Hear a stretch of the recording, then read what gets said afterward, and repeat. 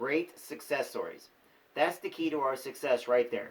Strategies and plans, projections and roadmaps. They don't make things move, they don't make things happen. If you're going to get anything done, you have to engage people. He placed his hand on his chest and patted his heart a few times. And that starts here. Ben nodded as he saw his moment. Preliminaries were over. It was time to engage, to take charge. Well, that segues pretty well into the reason I'm here. Is it okay if we talk about the current situation for a moment? Of course, said Augustine. Ben ran his hand along the smooth plank just as Augustine had done, marveling at the colors. It would be obvious to any observer, he said, that your people are doing an incredible job. But it's also obvious that they're fighting an uphill battle. Honestly, I think a yes vote Monday would open up a whole new chapter for Alan and Augustine, and he proceeded to lay out his case for the merger. Augustine listened, nodding, and didn't say a word until Ben was finished. Then he nodded one more time, slowly, and he put his hand on Ben's shoulders. When we started, there were just two of us, Alan and me, and a few friends working out of an abandoned church. You saw your first chair upstairs. Ben nodded. Did you know that was made out of wood from one of the church's front pews? Those first few dozen chairs we made by pulling apart our own office. He chuckled, shaking his head, and then the fire finished the job for us. Amazing. He stood up and pressed the elevator's down button. Ben had the sense their tour was over.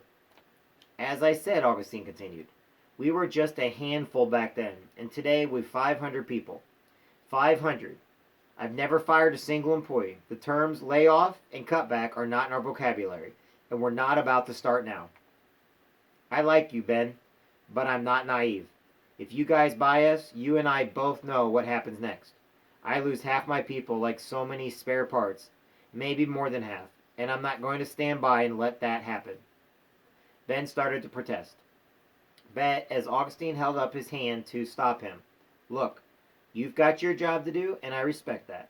I have mine and my job. He nodded toward the halls and an airy open office space of the sixth floor where dozens of Allen and Augustine employees sat talking on phones to users of their fine chairs all over the country. Is their jobs. All right, we're on chapter 6, page 51. We'll do that one tomorrow. Hope everybody's still motivated. Yeah, I know I stay motivated a lot. Can't help it. That's who I am. All right. We are going to go here, and then we're going to go ahead and end it for tonight. I'm going to say a couple things after I get done with this, and then we will go ahead and end it for tonight, and I will let a few people know a few things. This is by Phyllis Milchin. We're short on heroes these days. Too often those who might have dared greatly have traded risk for their fully insured, fully employed, fully smothered daily existence. Hungry for life. Our children watch us and wonder what it's all about. There is no challenge big enough for them, no vision to run toward eagerly, no philosophy to give us fire to their living, no fierce joy to give sense to their dying. But they listen to Willie Unsold. Death, he told them, is not too great a price to pay for a life fully lived. Mary Parker Follett. The most successful leader of all is one who sees another picture not realized. He sees the things which belong in his present picture, but which are not there yet. Above all, he should make his co-workers see that it is not his purpose which is to achieve, but a common purpose, born of the desires and the activities of the group. And last is by T.E. Lawrence. All men dream, but not equally. Those who dream by night in the dusty recesses of their minds awake to find that it was vanity. But the dreamers of day are dangerous men, that they may act their dreams with open eyes to make it possible. All right, everybody.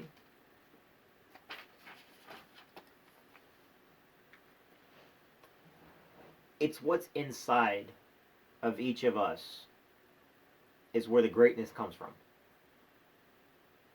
It's thinking outside the box and doing the most uncommon thing. In the Marine Corps, we have a saying: "Uncommon valor is a common virtue."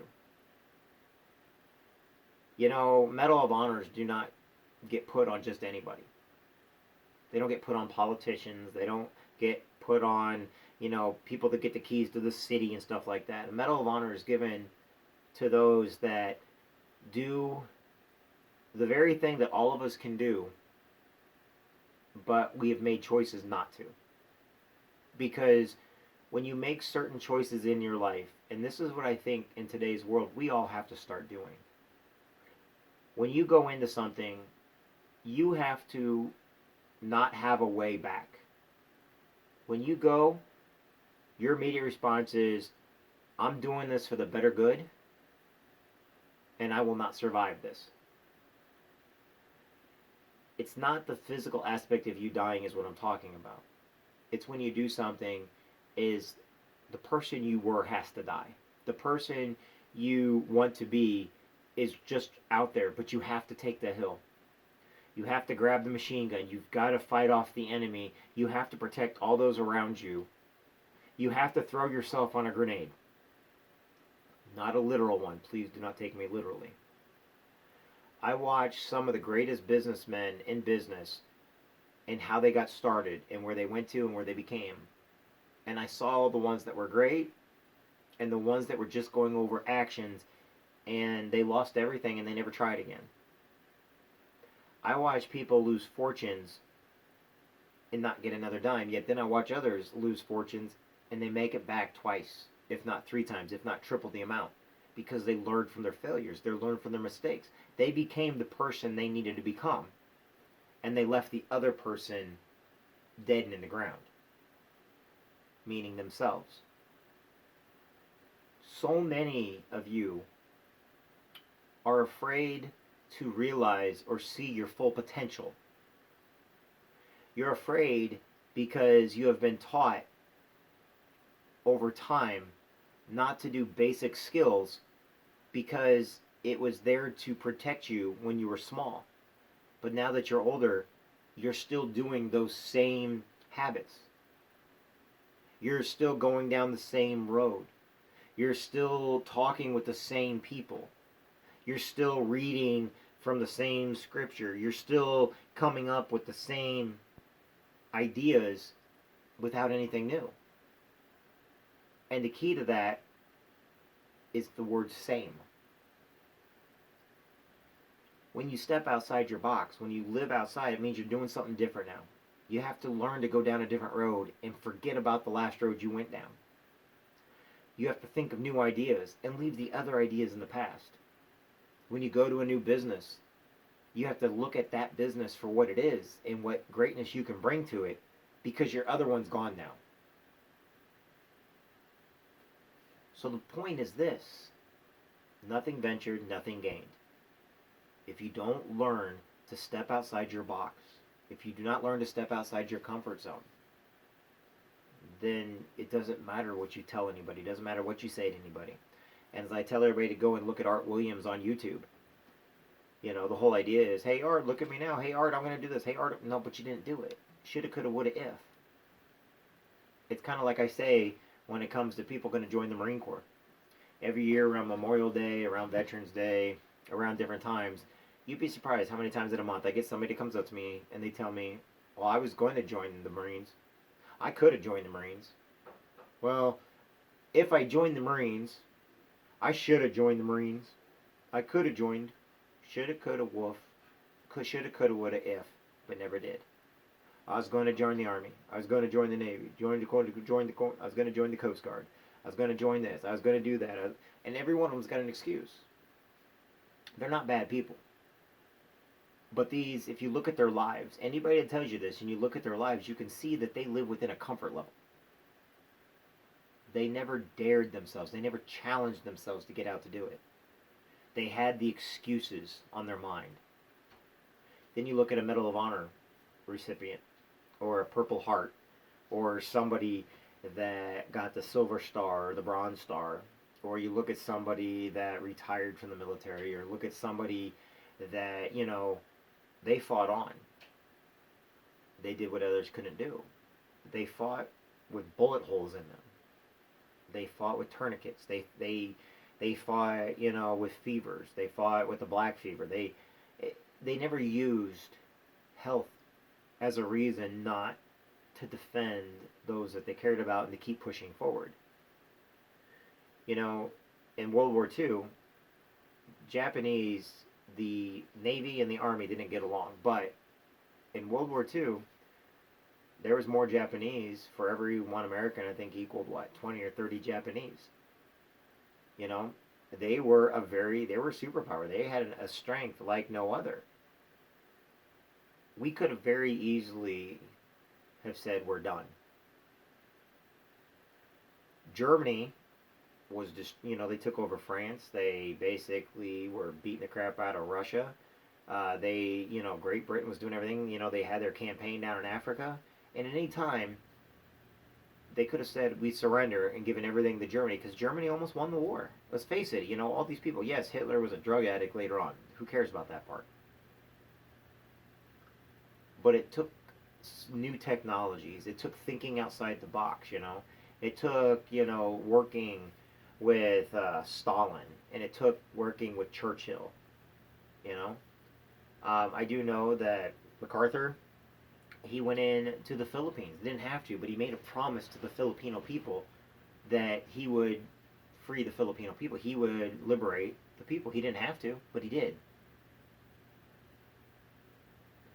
Now, where does all this come from? It becomes from something that's inside of all of us, but some people choose to listen to it, and other people choose to basically squash it because, they don't want to think outside their comfort zone. The Spartans used to have a saying, come home with your sword, or with your shield, or on your shield. Now, I understand the history of Sparta. I understand the history of the Greeks and stuff like that. I've studied them for a very long period of time, but a lot of people don't know is the fighting spirit. It was the spirit to do what others will not do is what gets you ahead.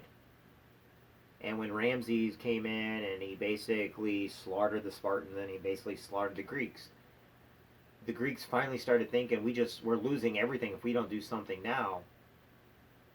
We are not going to exist anymore.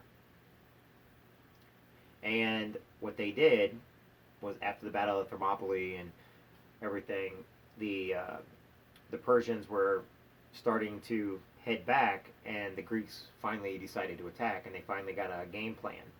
If you ever want to read the story of why we have a thing called a marathon, the Greeks end up taking over the Persians. Now that's where you're starting to get into King Philip II, and then they started taking over most of the known world because they were basically giving freedom back. But the reason why Persia almost took over is because nobody wanted to live outside their comfort zone. They wanted things given to them. They wanted things handed to them. But by doing that, they became slaves. It doesn't matter if they let you keep your religions and everything else when you still have to answer to the state. It's the reason why China, the people are great in China, but the government is horrible, to create, just kill people and have political prisoners. You start looking at that, and you start looking at that's the reason why I look at all governments, as in when people get too much power, eventually people just like, oh, it's okay, they don't want to fight. And once you lose that fighting spirit, you lose your humanity.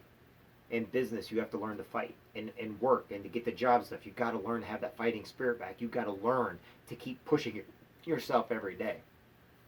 I create teams of people that are willing to fight, to think outside the box. I'm not always going to have the ideas that they have, and that's what makes my team so great. Every day you got to be great. Every day you got to push yourself. Every day you got to matter. Every day, every day, every day. Well, I'm going to take a break. Well, great, you just took a break. Good. Who cares? You're done. If you take a break or you give up, you're done. You got to start over again. Look at it like Tetris. If you don't keep going, you're not going to figure out the patterns. You can do it every day. You matter every day. You're important every day. That's what you need to learn. I don't care what country you're from. I think you matter. I don't care what color you are. I think you matter. I don't care if you're male or female. I don't care if you're gay, straight, bi. I don't care about any of that. What I care about is you push yourself forward and you keep doing things for the greater good, and you keep pushing yourself to be better every single day. As you're bettering yourself, you're bettering the people around you. I promise you that. If you're doing it and you're thieving and you're lying and you're being mischievous and stuff like that, then you're hurting the people around you, and eventually no one's going to care anymore. Make yourself better every day. You matter every day. And thank you for joining us today. Okay? And again, to my friend Kathy, thank you very much for the hat. Love it. Everybody, see my new Marine Corps hat? I'm going to start making Marine Corps hats and sending them out to all my viewers and stuff also. Not Marines, but just hats in general. Alright, everybody, my name is Jeffrey Jansen. Each and every one of you matters. Each and every one of you makes a difference. Invite people to church with you. Invite people to your religions. Invite people to pray with you. Invite people just to talk with you. So maybe they just need somebody to talk to get rid of their PTSD. And be great and show kindness. Kindness is not weakness. I'm Jeffrey Jansen. Have a good day, everybody.